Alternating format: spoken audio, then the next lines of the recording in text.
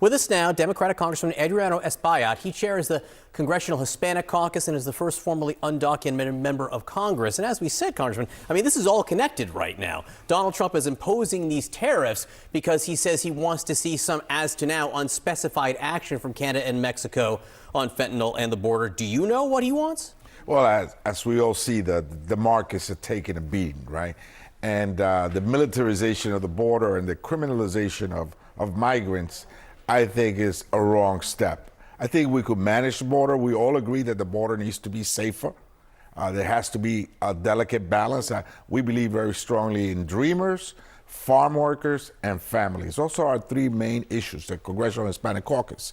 Dreamers that have been here for some time, they're nurses, teachers, homeowners, business owners. Farmers, because they put food on our table, and the food, by the way, at our cash register may be more expensive if they don't go to work. And finally, keeping families together. So yes, a stronger border, but let's also have a delicate balance. So you say a stronger border. That raises a question that's been raised in some of the papers this morning. What is the Democratic position? If you had to state and say, hi, I'm here, I'm chair of the Congressional Democratic Caucus, I'm a senior Democratic member of the U.S. House, I'm asking you, what's the Democratic position on illegal immigration? What would you say? I say we make the border safer and stronger, but there are issues that I think are so important to our nation that really are front and center with our values. And those are dreamers, farm workers, and keeping families together. And then what Republicans say is we're going after the criminals. Well, we're going after the criminals right now. There's 170 laws in our penal code that will guarantee that if you committed a violent crime, you will be arrested, convicted, and deported. But they're casting out a wider net to catch and deport those people that maybe jumped the turnstile or have committed a non-violent offense. That's a little bit too much. What do you feel, or how do you feel about opening up this space on Guantanamo Bay for migrants? Those folks are not enemy combatants.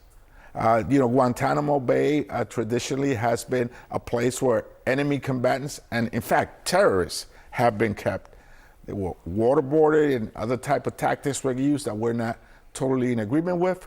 But then a mom and her kids are not necessarily enemy combatants. It has been used before for the flow of migrants, in and out.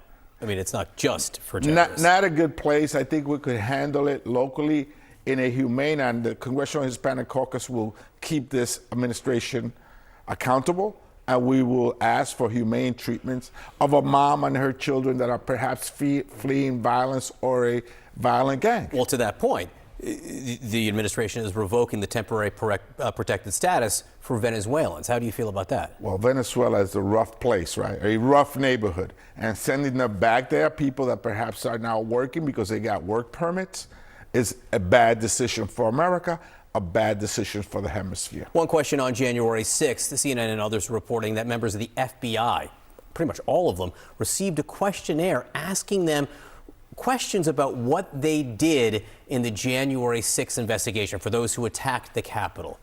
How do you feel about that? We all know what happened January 6th because many of the police officers, both the Capitol Police and the Metropolitan Washington, D.C. Police Department, have testified. I know Sergeant Gunnell, Calino Gunnell, a national hero, by the way. Not only did he protect democracy, but he protected members of Congress, both Democrats and Republicans. I went to the Ways and Means Committee room, and I saw the Republicans huddle up in a corner, afraid of their own supporters.